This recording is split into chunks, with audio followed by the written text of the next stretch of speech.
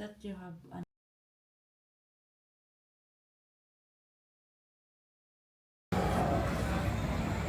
So, tingnan ninyo guys, yung mga tanim ko dito. Alam niyo yung mga binibili ko kasi minsan na sibuyas, tumutubo. So, ang ginagawa ko guys, tinatanim ko dito para mapakinabangan ko. And hindi na ako bumibili lagi ng mga leaves ng sibuyas. Ayan o. Diba? Ang cute. Tapos yan guys, bell pepper. Ilang buwan na yan hindi lumalaki, naging punggok. So may isang ayun, medyo malaki na. Hindi ko alam kung mag-work yan. Diyos ko po. Ito nakakatuwa ito. So every time na magluluto ako guys, nagagamit ko yan. And ngayon, didiligan ko muna siya. Magluluto ako ng pansit kasi nag-request si Patrick sa akin ng pansit. Favorite niya kasi yun guys. Isa sa mga gusto niyong pagkain ko niya, nilalak ko ng tubig.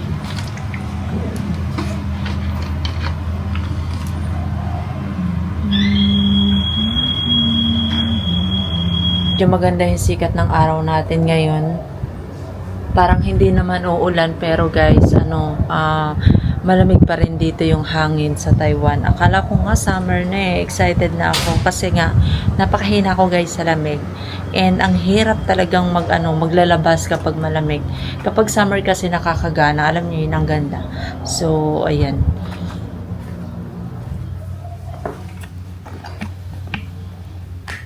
Ang dami pala namin labahan guys. Ayan o, si Patrick may sakit yata. Nagsasabi sa akin kagabi na masama yung pakiramdam niya ay inaaway ko kagabi. Tinutuyo kasi ako.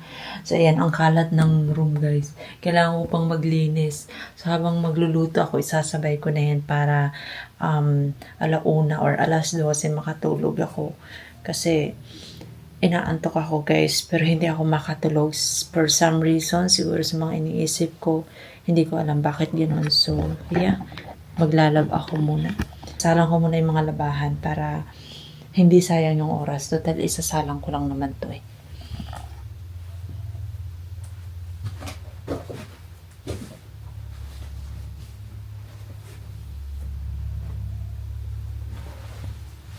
Tutulungan ko na.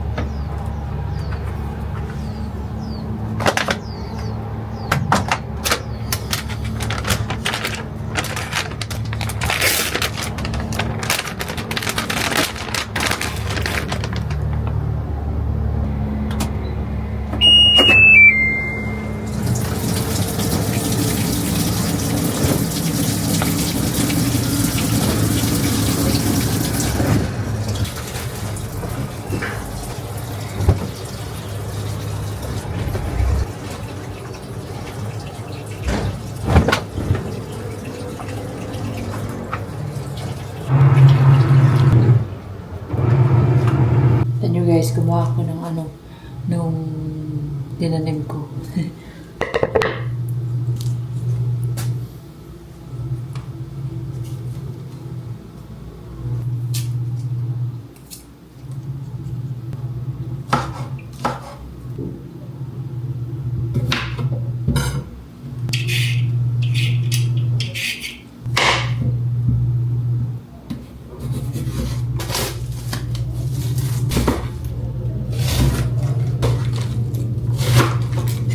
Sakit na nandiyan ko, nagugutom na talaga ako.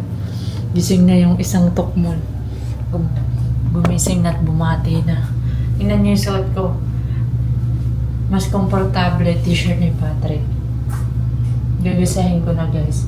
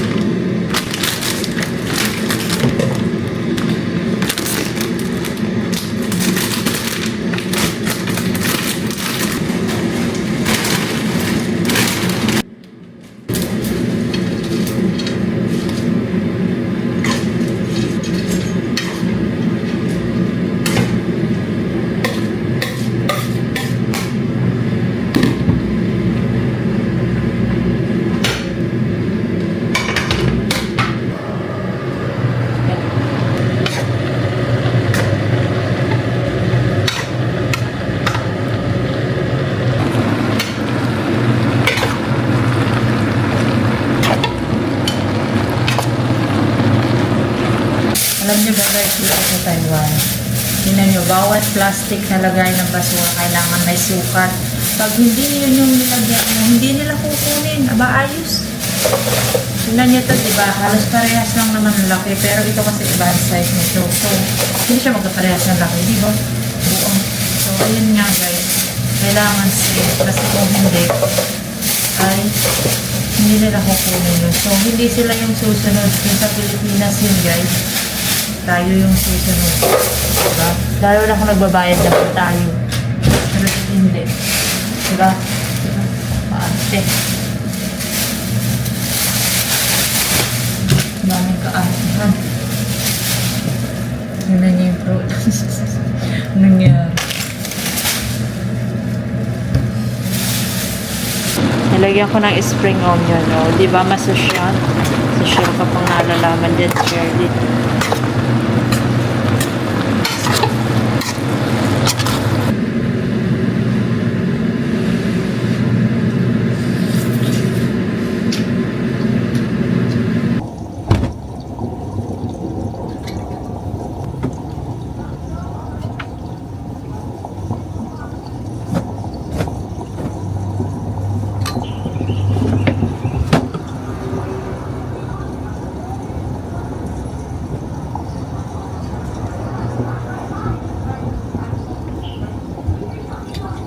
Getting ready na tayo guys, papasok ng trabaho. Nakatulog ako ng ilang oras. Hindi na ako nakapag-vlog kanina pagkatapos kumain. Tapos ang dami kong inuwa ng mga hugasin tapos tupiin. Nagulat ako pag-gising ko, wala na. Nakakatuwa naman, ginawa na pala ni Patrick. Diba? Dapat ganun para hindi ako tinutupak. Kala ko may sakit ka. I thought you have fever. Do you feel better now? Not really. Just being maarte.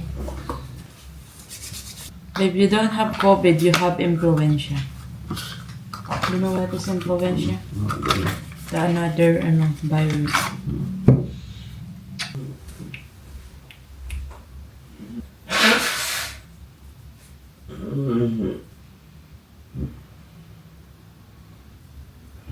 Do you think it's okay if I don't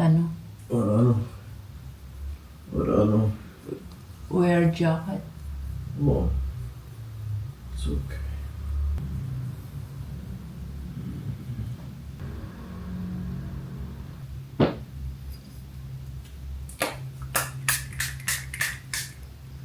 So happy that you did the laundry, the dishes.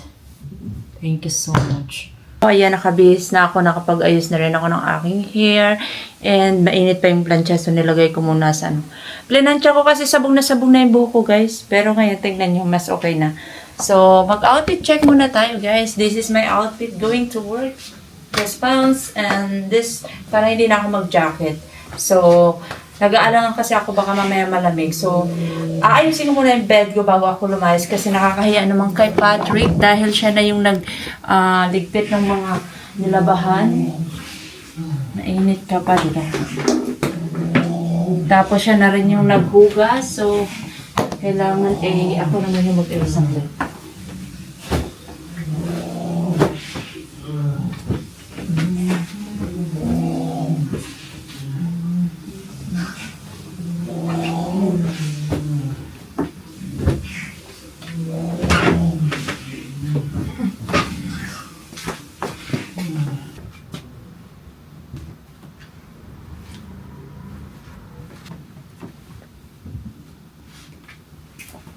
Ayan, naayos na natin ang ating bed. Pwede na tayong lumayas.